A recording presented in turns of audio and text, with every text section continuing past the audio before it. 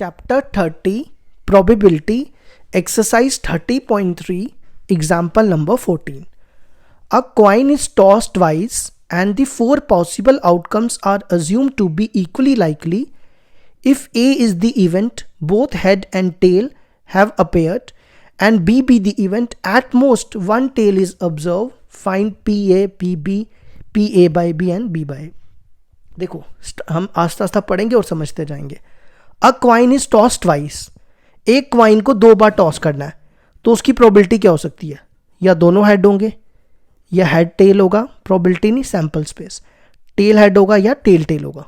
यही पॉसिबिलिटीज बन सकती हैं. तो इसमें कितने एलिमेंट्स हो गए?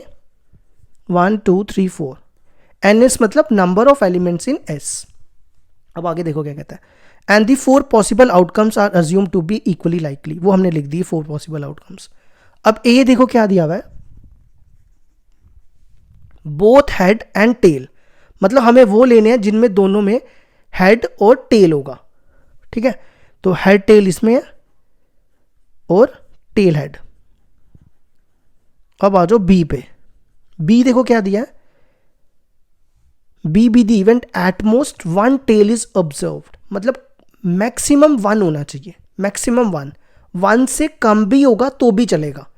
ठीक है, जैसे ये देखो इसमें एक है एच टी टी एच और ये भी आएगा एच एच. ये क्यों आएगा? क्योंकि at most means maximum one. Zero भी होगा ना तो भी चलेगा. अगर जीरो टेल होगा तो भी चलेगा. एटमोस्ट का मतलब ये होता है. अब ए इंटरसेक्शन बी भी निकाल लो क्योंकि हमारे ये भी काम आने वाला है. इन दोनों में कॉमन देखो क्या, एच टी और टी एच. अब हम इनकी प्रोबेबिलिटीज निकालते हैं. पहले हमें निकालना है ए की प्रोबेबिलिटी. ए की प्रोबेबिलिटी देखो क्या होगी, कितने एलिमेंट्स हैं 1 2 और अपॉन में टोटल भी लिखने होते हैं. टोटल है 4, तो ये बन गया 1/2. अब आ जाओ बी की प्रोबेबिलिटी. बी में देखो कितने एलिमेंट्स हैं 1 2 3 और टोटल है 4. अब थर्ड पार्ट है ए बाय बी निकालना है. ए अपॉन बी यहां लिख लेते हैं. ए अपॉन बी का फॉर्मूला क्या होता है? ये कंडीशनल प्रोबेबिलिटी होती है. तो probability of A intersection B upon probability of B. A intersection B में देखो कितने एलिमेंट्स हैं, या इसकी प्रोबेबिलिटी निकाल लो पहले. कितने एलिमेंट्स हैं इसमें? 1 2 और टोटल 4. अब यहां वैल्यूज डालो. ए इंटरसेक्शन बी की वैल्यू 1/2 और बी की वैल्यू 3/4. ये कटेगा इससे, ये रेसिप्रोकल कर दो, ये बन जाएगा 2/3. अब आ जाओ नेक्स्ट पे. नेक्स्ट में हमें बी बाय ए निकालना है. बी बाय ए का फॉर्मूला भी इसी की तरह सेम होगा. Probability of B intersection A upon probability of A. B intersection A is same as A intersection B, which is 1/2 and P of A is 1/2. तो दोनों कट देंगे, आंसर आ गया 1. ये होगी हमारी एग्जाम्पल 14 कंप्लीट. अब देखो इसके बाद एग्जाम्पल नंबर 15. एग्जाम्पल 15 देखो क्या दिया है. एग्जाम्पल 15 में कहता है अ bag contains 3 red and 4 black balls. बनाते जाओ. ये बैग है, इसमें 3 रेड है और 4 ब्लैक बॉल्स है. एन अदर बैग, एक और बैग है, इसका नाम B1 रख लो और इसका नाम B2 रख लो. इस बैग में 4 रेड और 2 ब्लैक हैं. 4 रेड और 2 black. 1 bag is selected at random. आपने क्या करना है, कोई भी एक बैग को लेना है, सिलेक्ट करना है. From the selected bag a ball is drawn. मतलब आपने कोई बैग लेना है. जैसे मान लो मैंने ये वाला बैग ले लिया, इसमें से कोई एक बॉल निकालनी है आपने. ठीक है, इसका मतलब ये हो गया. Let A be the event. A event दिया है कि first bag is selected. A है फर्स्ट बैग सिलेक्टेड, बी है B be the event second bag is selected और C be the event that ball drawn is red. तो देखो कैसे करेंगे. हमें ए की प्रोबेबिलिटी निकालनी है, बी की, फिर सी बाय ए और सी बाय बी की. ए की प्रोबेबिलिटी देखो क्या होगी. ए में सिर्फ ये बोला है कि फर्स्ट बैग सिलेक्टेड. अब ये कितने बैग हैं टोटल? 1 और 2. तो इसकी प्रोबेबिलिटी क्या होगी? 1 अपॉन टोटल बैग कितने हैं? 1 और 2. समझ आया? देखो ना, B1 वाला एक ही बैग है तो ये 1 आ गया और 2 बैग टोटल थे तो हमने 2 लिख दिया नीचे. अब बी की निकालो. पीबी की प्रोबेबिलिटी देखो क्या होगी, क्या लिखा है इसने, second bag is selected, B क्या है, सेकंड बैग सिलेक्टेड, तो इसकी प्रोबेबिलिटी निकालनी है इस बैग की, तो इस बैग, ये कितने बैग हैं, एक ही बैग होगा, बी सेकंड बैग तो एक ही है, और टोटल कितने हैं, एक और दो। अब आ जाओ सी बाय ए पे। देखो सी बाय ए का ना मतलब ध्यान से समझना। पहले तो सी क्या है, सी है C be the event that ball drawn is red, और ए क्या है यहाँ पे, A be the event from the first bag is selected. मतलब मैं आपको इसका मतलब बता देता हूँ। सी बाय ए का मतलब है कि आपको रेड बॉल की प्रोबेबिलिटी निकालनी है, आपको किसकी प्रोबेबिलिटी निकालनी है, रेड की प्रोबेबिलिटी निकालनी है फ्रॉम दी, ए क्या है, ए है from the first bag, red की प्रोबेबिलिटी निकालनी है फर्स्ट बैग में से। तो आप देखो फर्स्ट बैग में रेड कितने हैं, फर्स्ट बैग में रेड है 3, और टोटल कितने हैं, 3 + 4 7। ये मतलब हो गया इसका, समझ आया ये। अब आ जाओ सी बाय बी का मतलब, सी बाय बी का मतलब हो गया कि आपको रेड की प्रोबेबिलिटी निकालनी है सेकंड बैग से, सेकंड बैग है ना बी, तो सेकंड बैग में रेड कितनी है 2, और टोटल है 4 + 2 6, तो ये बनेगा 1/3। तो ये हो गया क्वेश्चन हमारा कंप्लीट।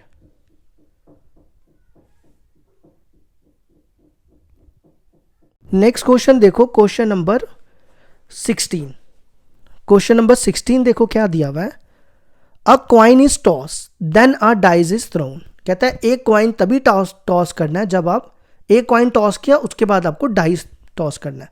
तो सैंपल स्पेस क्या बनेगी, देखो ना, आपने एक कॉइन टॉस किया, उसमें हेड टेल आया, तो उसके बाद आपने डाइस फेंकना है, तो उसके फेसिस होते हैं 1 2 3 4 5 6, तो इसकी सैंपल स्पेस बना लो, H1 H2 H3 H4 H5 H6 T1 T2 T3 T4। समझ आया ये कैसे बनी, देखो ना, एक हाथ में आप कॉइन लो और एक हाथ में आप डाई लो, एक हाथ में कॉइन और एक हाथ में डाइस लो, दोनों को फेंको, या तो उसमें हेड आएगा और दूसरे में या 1 आएगा, या उसमें टेल आएगा या दूसरे में 1 आएगा, वही तो हमने पॉसिबल आउटकम्स ले लिए। तो ये कितने हो गए, ये हो गए टोटल 12, आप गिन लो। अब क्या कहता है, हमें प्रोबेबिलिटी निकालनी है 6 की, given that head came up, मतलब हमें प्रोबेबिलिटी निकालनी है 6 की जब हेड आया। तो देखो ए हम यहां पे लेंगे, ए ले लो 6 की प्रोबेबिलिटी निकालनी है, और ए को क्या ले लो, 6 ले लो, 6 अकर्स, और बी ले लो हेड बी को हेड ले लो। तो ए की पहले प्रोबेबिलिटी निकाल लो, या ए के एलिमेंट्स लिखो। 6 वाले देखो कौन है, एक H6 है और T6 है, जिसमें 6 आ रहा है, ठीक है। अब बी की, बी देखो कितने हैं, हेड वाले देखो कितने हैं, हेड वाले टोटल 6 हैं, H1 H2 H3 H4 H5 और H6। अब इन दोनों में कॉमन देखो कितने हैं, इन दोनों में सिर्फ H6 कॉमन है। अब आप लगाओ फॉर्मूला, आपको हमें क्या निकालना है, A/B। हम A/B को ना डायरेक्ट भी निकाल सकते थे, पता है आपको, अगर आपको निकालना होता। A/B का मतलब है, अगर डायरेक्ट करना होता, A/B का मतलब है कि हमें 6 की प्रोबेबिलिटी निकालनी है जब हेड आया। हमें क्या करना है, 6 की प्रोबेबिलिटी निकालनी है जब हेड आ चुका है। A/B का मतलब होता है, दोबारा सुनो, A/B का मतलब होता है कि हमें A की प्रोबेबिलिटी निकालनी है जब B हो चुका है, मतलब कि हमें 6 की प्रोबेबिलिटी निकालनी है जब हेड आ चुका है। तो पहले तो हमने कोई नहीं फेंका था ना, तो हेड आ चुका था तभी 6 आया। तो आप चेक करो यहाँ पे कितने H वाले हैं, एक है ना 6 वाले, तो इसमें आप टोटल कितने बनाते हैं 1, और टोटल हेड वाले देखते हैं 1 2 3 4 5 6, तो आप डायरेक्टली 1/6 भी लिख सकते थे, ठीक है। अगर आपको फॉर्मूले से करना है तो फॉर्मूले से भी कर सकते हैं। अब A इंटरसेक्शन B में देखो कितने एलिमेंट्स हैं 1, और टोटल कितने हैं, टोटल हैं 12। B में देखो कितने एलिमेंट्स हैं, B में टोटल 6 और टोटल हैं 12, ठीक है। ये हमने इसकी प्रोबेबिलिटी निकाली और इसकी, मतलब इसकी प्रोबेबिलिटी क्या थी, इसमें कितने एलिमेंट्स हैं 1 और टोटल 12, और इसकी में कितने थे 6 और टोटल 12, तो आंसर आ गया 1/6। ये हो गया हमारा क्वेश्चन कंप्लीट।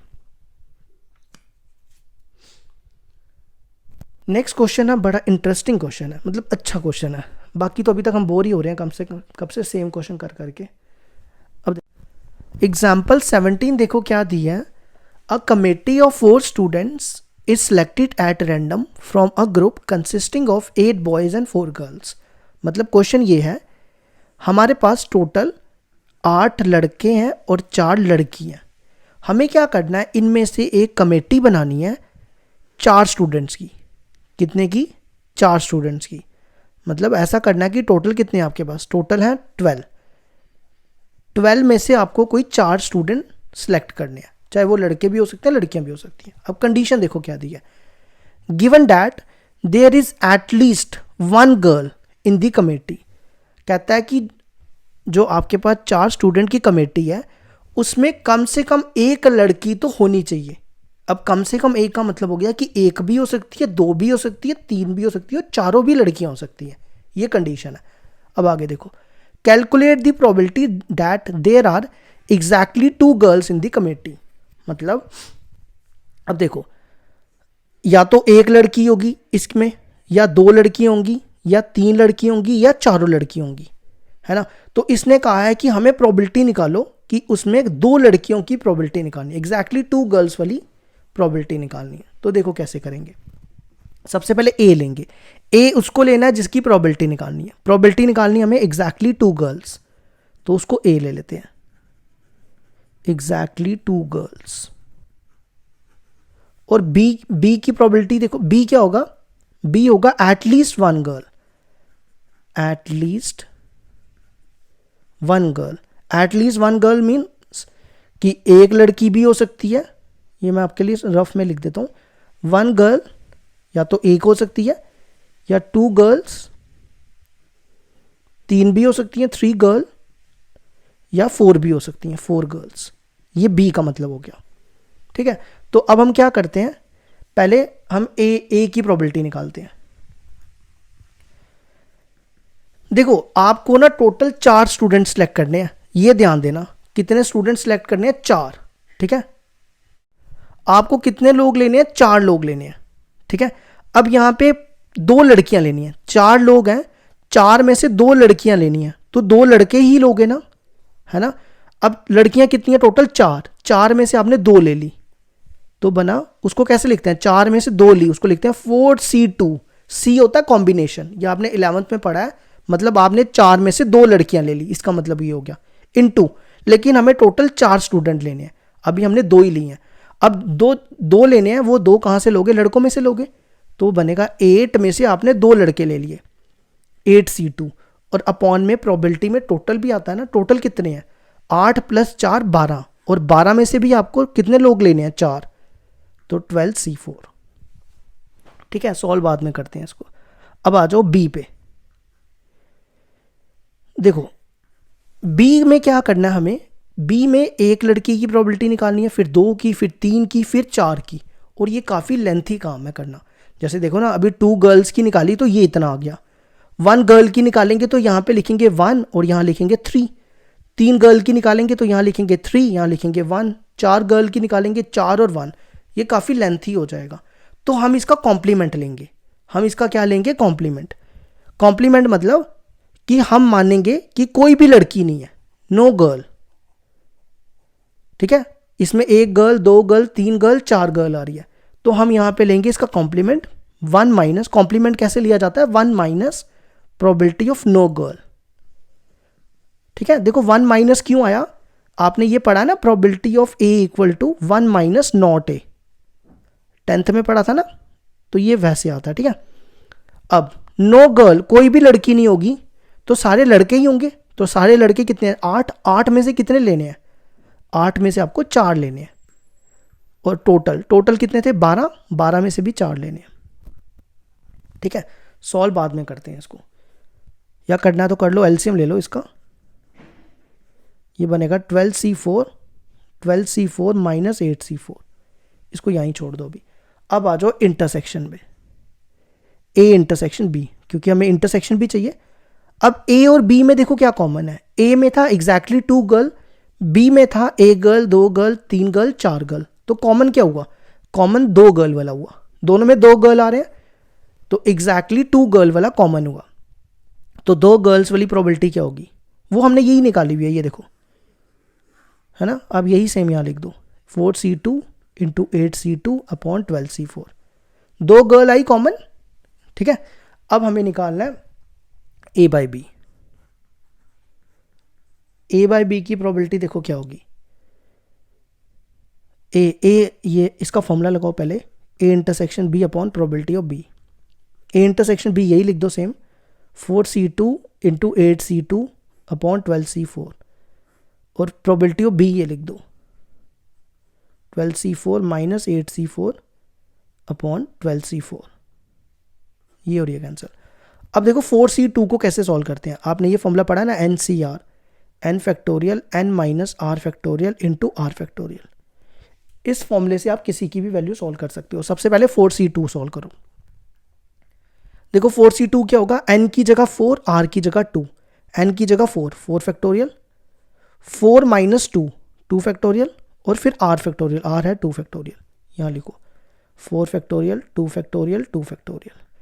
अब 8C2, 8C2 देखो क्या होगा, सेम फॉर्मूला लगाओ, n की जगह 8, r की जगह 2, 8 फैक्टोरियल, 8 में से 2 गए 6 फैक्टोरियल, और r फैक्टोरियल 2 फैक्टोरियल,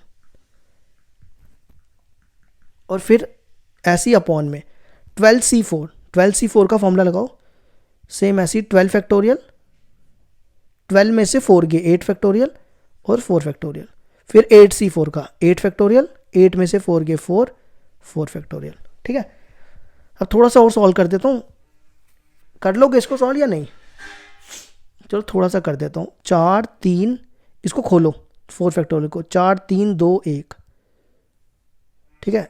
2 फैक्टोरियल को लिखो 2 फैक्टोरियल और 2 इंटू 1, फिर 8 को भी खोलो, 8 7 6 तक खोल दो इसको, 6 को 6 रहने दो, 2 को खोल दो 2 इंटू 1, फिर 12 को खोलो, 12 11 10 9 8 तक खोल दो, 8 फैक्टोरियल, फिर 4 को खोलो, 4 3 2 1 माइनस 8 को खोलो, 8 7 6 5 4 4 4 3 2 1। अब इतना तो आप कर ही लोगे ना, ये और ये काट देना, ये और ये गया, बस आगे सॉल्व ही करना है, कैलकुलेट कर लेना है इसको, तो आंसर आएगा 168 अपॉन 425। ये हो गया हमारा क्वेश्चन कंप्लीट।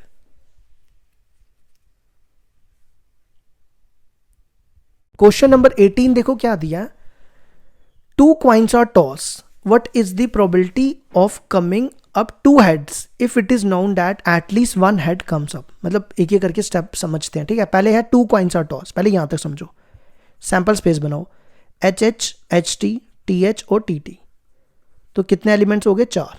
अब आगे पढ़ो, कहता है प्रोबेबिलिटी निकालनी है 2 हेड्स की, अगर कम से कम उसमें एक हेड होना चाहिए। 2 हेड की प्रोबेबिलिटी निकालनी है और उसमें एक हेड होना चाहिए, तो जिसकी प्रोबेबिलिटी निकालनी है उसको A ले लो। A क्या आएगा 2 हेड्स, तो 2 हेड वाला देखो कहाँ पे है, सिर्फ एक ही है HH। B ले लो जो गिवन वाला, गिवन क्या है एटलीस्ट 1 हेड, एटलीस्ट 1 हेड, तो उसमें कौन आएगा HH HT और TH, कम से कम एक हेड होना चाहिए। अब दोनों में कॉमन देखो क्या होगा, दोनों में कॉमन है HH। चलो लगाओ formula, probability of A by B, A intersection B upon probability of B। A intersection B कितने एलिमेंट्स है 1 और टोटल 4, ये A इंटरसेक्शन B की प्रोबेबिलिटी मिल गई। अब B में कितने हैं 1 2 3 और टोटल है 4, तो आंसर आ गया 1/3। इसके बाद जो एग्जाम्पल नंबर 19 और 20 दिख रही है ना, ये क्वेश्चन मैंने पहले से करवाए हुए हैं। अब 2 बार करवा के आगे इतने सारे क्वेश्चन अगर 2 बार करवाने होंगे तो कितना टाइम वेस्ट होगा, है ना। तो ये दोनों देखो कहाँ पे है क्वेश्चन। एक्सरसाइज 13.1 की वीडियो हमने ऑलरेडी पहले से बनाई हुई है, ये चैप्टर 13 का क्वेश्चन नंबर 13 है और ये एक्सरसाइज 13.1 का क्वेश्चन नंबर 8 है। तो अगर आपको ये क्वेश्चन देखने होंगे, आप 12th क्लास की प्लेलिस्ट में जाओ, NCERT की चैनल की प्लेलिस्ट में जाना, NCERT की क्लास 12th की, उसमें प्रोबेबिलिटी में आपको ये एक्सरसाइज मिल जाएगी, ठीक है, अगर आपको देखना होगा। अब आ जाओ एग्जाम्पल 21 पे। एग्जाम्पल 21 देखो क्या दिया है, 3 dice are thrown at the same time. 3 dice are thrown at the same time. Find the probability of getting 3 twos if it is known that sum of the number on the dice was a 6.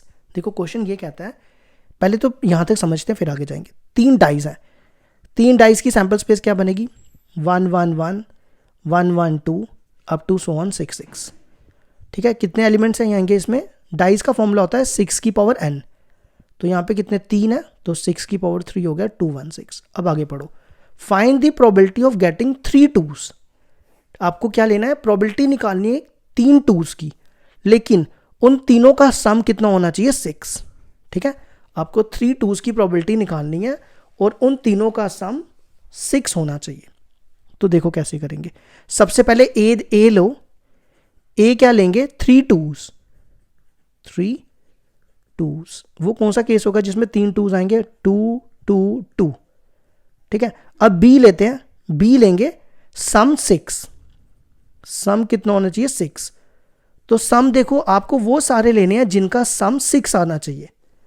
ठीक है, तो देखो कैसे करेंगे, पहला लो 1 3 और 2, अब plus करके देखो इनको, 3 + 2 5 6। अब हम इसको घुमा के भी लिख सकते हैं, क्या बनेगा ये, पहले 3 को इधर लाओ, 1 को उधर, 2 को इधर, एक कॉम्बिनेशन ये बन सकता है, फिर 2 3 1 एक ये बन सकता है।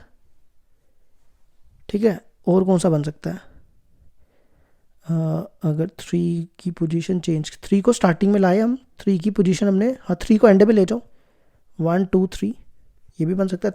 3 की तो हमने तीनों पोजीशन रख ली, अब 1 की पोजीशन चेंज करो, 1 बीच में है, सेकंड में भी है, थर्ड में भी है।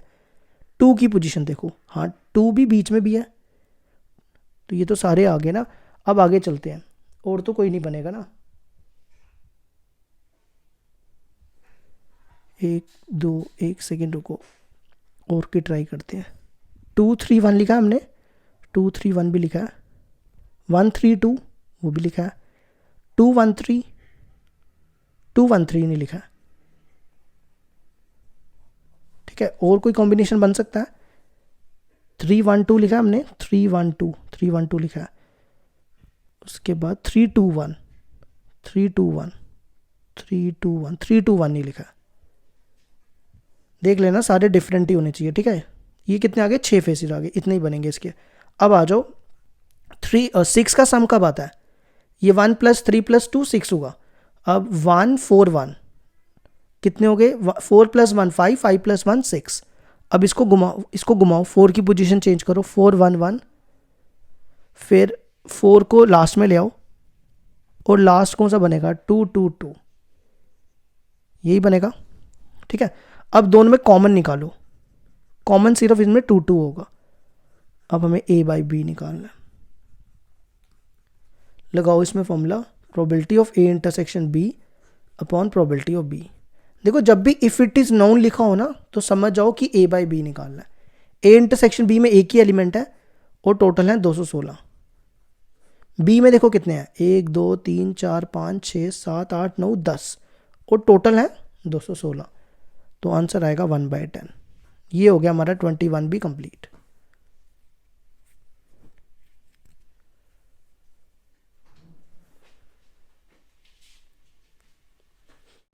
एग्जाम्पल नंबर 22 और 23 आपके ये दोनों क्वेश्चन एनसीईआरटी के हैं, और ये दोनों क्वेश्चन हमने आपको करवाए हुए हैं। ये एक्सरसाइज 13.2 का क्वेश्चन नंबर 16 है प्रोबेबिलिटी का, और ये मिसलेनियस एक्सरसाइज का क्वेश्चन नंबर 15 है चैप्टर 13 का, तो आप प्लेलिस्ट में जाके देख सकते हो। अब आ जाओ क्वेश्चन नंबर 24 पे। 3 distinguishable balls are distributed in 3 cells. पहले यहां तक समझो, कहता है कि हमारे पास 3 सेल है, C1 C2 C3, और हमारे पास 3 बॉल्स हैं। कितनी बॉल्स हैं, 3 बॉल्स, उसका नाम रख लो B1 B2 B3। पहले यहां तक समझो, ठीक है। अब इसके टोटल केसेस निकालते हैं पहले, फिर आगे समझते हैं। देखो ये जो B1 है, इसमें भी प्लेस हो सकती है, इसमें भी रख सकते हैं, इसमें भी रख सकते हैं। मतलब इस B1 को हम इन तीनों में से किसी भी सेल के बीच में डाल सकते हैं। तो इस B1 के पास कितने चांस हैं, मतलब कितने वेज हैं कि ये इनमें डाल सकते हैं, तो 1 2 3 है ना। अब B2 पे आ जाओ, B2 को भी हम इन तीनों में से किसी में भी डाल सकते हैं, तो उसके पास भी कितने होंगे 3 वेज। और B3 को भी हम इन तीनों में से किसी में भी डाल सकते हैं, तो उसके पास भी होंगे 3 वेज। तो टोटल वेज कितने होंगे, टोटल नंबर ऑफ वेज हो गए 3 × 3 × 3 हो गया 27। अब आगे क्वेश्चन पढ़ो, ठीक है। अब आगे कहता है find the conditional probability that all the 3 occupy the same cell. मतलब कि हमारे पास जो 3 बॉल्स हैं, ये B1 B2 B3, ये कहता है कि ये तीनों बॉल्स एक ही सेल में होने चाहिए। मान लो कि वो हमने इस C1 में रख दी, उसकी हमें प्रोबेबिलिटी निकालनी है। अब आगे पढ़ो, given that at least 2 of them are in the same cell. तो कहता है कि जो इनमें से कोई 2 हैं वो एक सेल में होनी चाहिए। मतलब कुछ ऐसा, जैसे आपने एक सेल में तीनों रख ली, ये इसको सूट करेगा, ये इसको सूट करेगा, क्योंकि एटलीस्ट 2 तो है ना इसमें, ठीक है। लेकिन कंडीशन ये है कि अगर मान लो आपने एक सेल में 2 रख ली, एक सेल में 2 बॉल रख ली, तो किसी एक में C2 में कोई एक बॉल तो रहेगी ना। तो मतलब ऐसा नहीं करना कि आपने कि हर एक में एक एक डाल देनी है। हमें प्रोबेबिलिटी निकालनी है कि हर एक सेल में कम से कम 2 होनी चाहिए, ठीक है। या तो इसमें 2 होगी, या इसमें 2, या इसमें 2। अगर इसमें 2 है तो इसमें 1 होगी और इसमें कोई नहीं होगी। तो ऐसा नहीं करना कि आपने कम से कम 2 तो उसमें रखनी है। तो हमें प्रोबेबिलिटी निकालनी है कि वो सारी की सारी एक ही सेल में होगी। तो देखो कैसे करेंगे। ए यहां पे हम ले लेते हैं कि सारी की सारी बॉल्स जो हैं वो एक ही में आ रही है। 3 balls are placed in the same cell, 3 balls are placed in the same cell, ठीक है। हमने ए को क्या मान लिया, तीनों बॉल्स एक ही सेल में आ रही है। और बी हो गया at least 2 of them are in the same cell, 2 of them are in the same cell. तो मतलब कहने का मतलब है कि इसमें या तो सेम सेल में 2 होंगी या तो 3 होंगी, ऐसे ही होगा ना। या तो 2 होंगी या तो 3 होंगी, या तो इसमें दोनों सेम होंगी या तो 3 सेम होंगी, ऐसे ही होगा।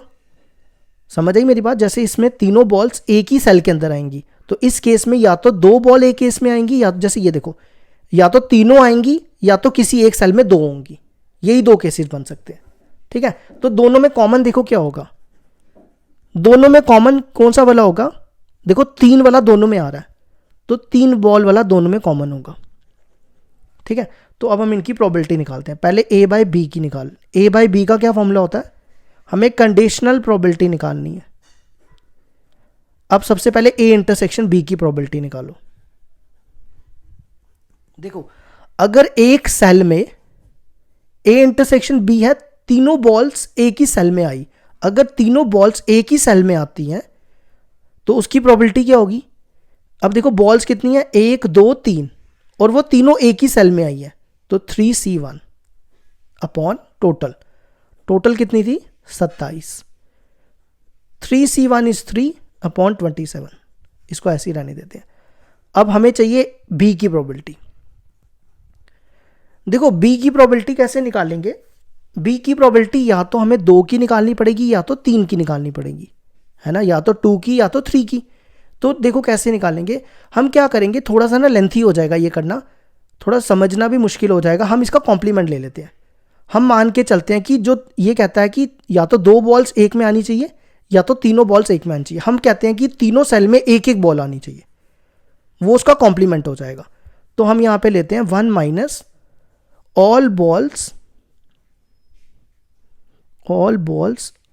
या ऐसे लिखो, balls are placed in different cell, balls are placed in different cell. हमने मान लिया कि हर एक बॉल एक एक सेल में है, ठीक है। तो देखो कैसे करेंगे, अब सुनना ध्यान से। टोटल बॉल्स थी 3, टोटल बॉल्स थी कितनी, 3 बॉल्स थी, ठीक है। अब आप इन तीनों में से इसको कितनी दे सकते हो, तीनों दे सकते हो, लेकिन 3 में से एक ही देनी है, 3 में से एक ही देनी है। तो ये आपको ये 3 बॉल्स कितने वेज में आएगा, 3 वेज में आएगा। अच्छा, एक आपने दे दी, अब इसके पास कितनी बचेंगी 2, तो ये इसको 2 में से कोई भी एक दे सकता है, ये इसको 3 में से कोई भी एक दे सकता है। अब एक इसने दे दी इसको, इसके पास बची 2, अब 2 में से कोई भी एक इसको दे सकता है ये। अब 2 में से एक दे दी और इसके बाद कितनी बची 1, और 1 में से ये इसको 1 देगा, तो 3 × 2 × 1। दोबारा समझाता हूं मैं आपको ये वाला स्टेप। अपॉन टोटल है 27। देखो हमने कॉम्प्लीमेंट इसलिए लिया क्योंकि थोड़ा सा मुश्किल हो जाता है 2 और 3 का निकालना, थोड़ा लेंथी हो जाता है। तो हमने क्या किया, इसने बोला था या तो बॉल्स 2 होनी चाहिए, या तो एक सेल में 2 बॉल्स होनी चाहिए, या तो तीनों होनी चाहिए। तो हमने मान लिया कि हम इसका कॉम्प्लीमेंट लेते हैं, कि ऐसा नहीं होता। हमने लिया 1 माइनस कि सारी की सारी बॉल जो हैं वो डिफरेंट सेल्स में होंगी, ठीक है। तो हमारे पास 3 सेल थे, ये 3 सेल थे, और हमारे पास 3 बॉल्स थी। अब ये 3 बॉल्स में से कोई भी इसको एक दे सकता है ना, ये 3 बॉल में से कोई भी इसको एक दे सकता है, तो इसने 3 में से इसको एक दे दी, ठीक है।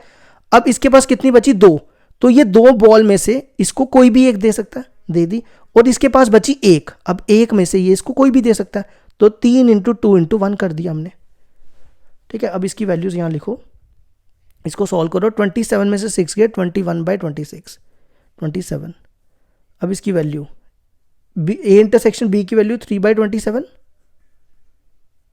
और बी की वैल्यू 21/27, ठीक है। ध्यान से समझो, जेईई मेंस में 2018 में आया था ये क्वेश्चन।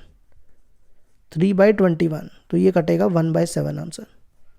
ये हो गया क्वेश्चन हमारा कंप्लीट।